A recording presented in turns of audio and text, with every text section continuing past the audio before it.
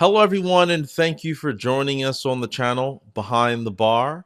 I'm your host, as always, Timmy Tayo. It's great to be back.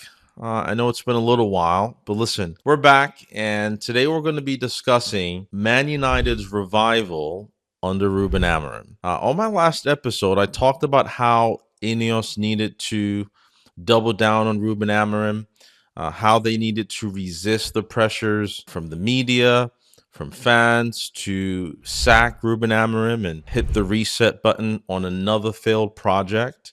And prior to the last international break, Sir Jim Ratcliffe came out and gave Ruben Amorim that public backing, that vote of confidence that he was going to be given 3 years to prove that he is, in fact, a great manager. And I think that that was a great move to help quiet down the noise and really just allow the team to work. And I think we've seen the benefits of that. And my first point in looking at the revival of Manchester United this season under Ruben Amorim, we'll also, of course, take a look at some of the areas of opportunities that we need to address moving forward to ensure that this good start, by all accounts, doesn't get derailed moving forward. But my first point is, I think, is a question that I've seen asked on many platforms by fans and pundits alike, and that is, has Manchester United turned the corner under Ruben Amorim?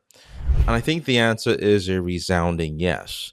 And we'll look at just a couple key points that I think suggests that Ruben Amorim and this United team have, in fact, turned the corner. And I think the first sub point is Ruben Amorim is slowly righting the wrongs from last season. Not quite the revenge tour that I was hoping for, but if we look at the last few fixtures and we compare them to those same games from last season, we can see that the team has taken steps forward from overturning bad results from last season and getting positive results from this season.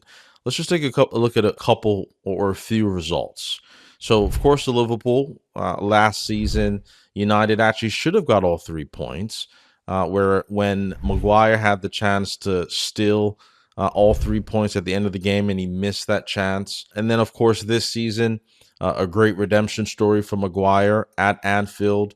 This time he made no mistake and finished the header and got Man United all 3 points, which we missed out from last season. Then you look at Brighton, right? Man United's bogey team. I think we had lost 5 out of the last 6 against Brighton. Certainly lost home and away last season. And then I think it's fair to say that this season we beat them up. We beat them up real good at Old Trafford. A 4-2 scoreline, I think, is a fair reflection of the game. Of course, there was that 10-15 minute spell that Brighton got a couple goals and put us under pressure, but I think the 4-2 tells a story. And again, and then you look at the Nottingham Forest, of course, a game where United took the lead, and then within a crazy few minutes, we were down 2-1.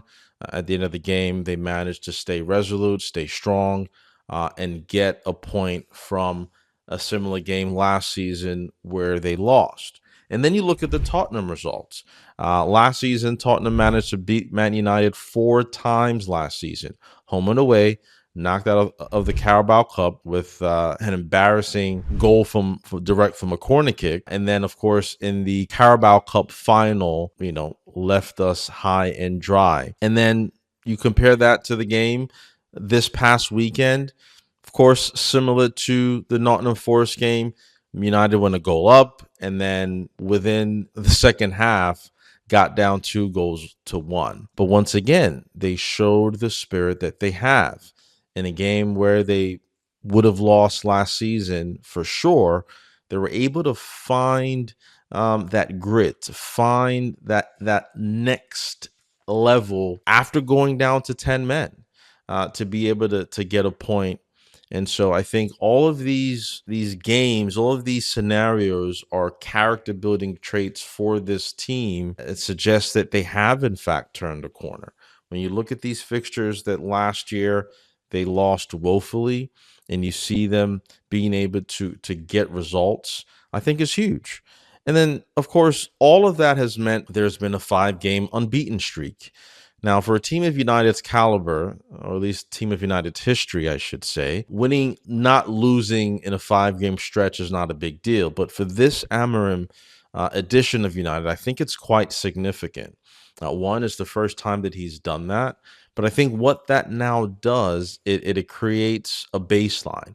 It gives him a foundation. It creates buy-in from the players. They can look back over these last 5 games and see, all right, when we follow the plan, we can have success. But it's not all good news, right? I think my second point is the fact that we still have the same defensive vulnerabilities that we had under Eric Ten Hag. And what am I talking about? I think first, when you're looking at our defensive transition, it is really, really poor.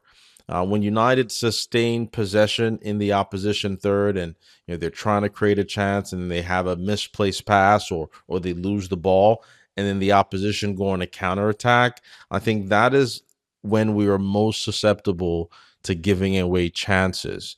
Because when you look at that midfield, who's supposed to be protecting the back four, especially in the transition, that's where we have the core of our oldest players, right? You have Casemiro at 34 years old.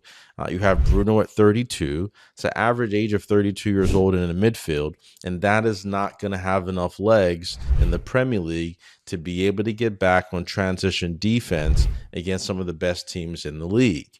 And so I think that's an issue that needs to be addressed, and obviously can only be addressed in the transfer window. I think it's criminal that we did not recruit a single midfielder going into the season for Ruben Amorim, but we are where we are. And that leads into my next point, which is the over-reliance on Casemiro. I think it's been well documented now that Man United have conceded about 20 goals this season. 15 of those goals is without Casemiro on the pitch. And I think this highlights a glaring issue in this team that we've had for probably the last 7-8 years, or at least since Michael Carrick. This team has been crying out for a center defensive midfielder. And yes, we've had the likes of Nemanja Matic and Casemiro, but both of those players were way past their prime when they got to United. Yes, we've had the likes of Schneiderlin and Schweinsteiger, both failed experiments.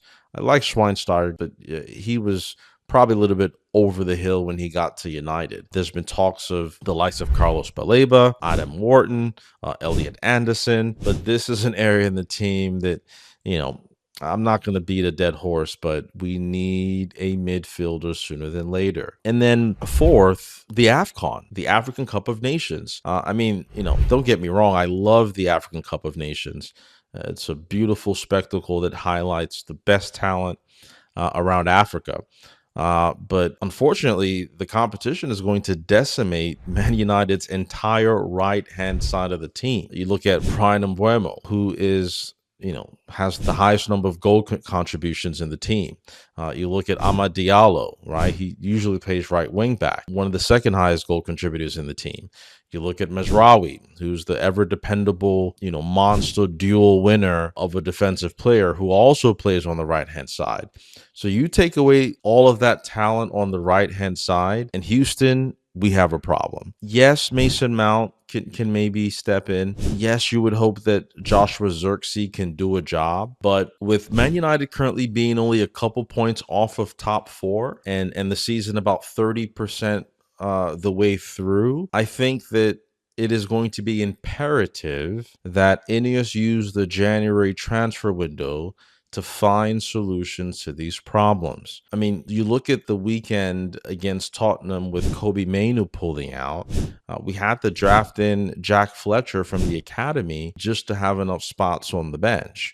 God forbid Casemiro gets injured, then what do we do? So you look at the AFCON effect on the right-hand side of the team. You look at the potential injuries, and you could see how our season could easily be derailed. So I think that using the January transfer window, albeit it is one of the toughest times to try to get players, right? Because you're looking halfway through the season, No team wants to lose their best players, especially teams that are, fighting to qualify for Europe or in cup competitions and want to meet their goals. And so it's very difficult, but deals are there to be done. Whether they're loan deals, we know that Ineos has a long-term view, and they're taking recruiting very seriously, looking at the character of players and how they fit into Amorim's playing style, but needs must at this point. And if it means that getting 2, 3 loan players to bridge the gap to qualify for Europe, if that's what it means, then that's what we need to do. I remember for Sir Alex Ferguson years back bringing in the likes of Henrik Larsson when we were short on strikers in the January transfer window, and he was able to provide a spark that led us on to great things that season. And so I think that the January transfer window is going to be crucial to determining how we finish the season. So that's really it for me for now. I do want to know who you guys think we should go for in the transfer window. So leave a comment in there. Let me know who we should go for. Let me know where you think Man United would finish this season. Do you think qualifying for Europe is realistic from where we are right now? How do you think the AFCON is going to affect how Ruben Amorim lines up, especially with that right-hand side? So many questions, so many things to look forward to, and it's been a great start to the season. And I think that we will qualify for Europe, and I can confidently say that there is, in fact, a revival at Manchester United. Thank you for watching. Make sure to tune in, subscribe for the next one, and I'll catch you guys later. Cheers.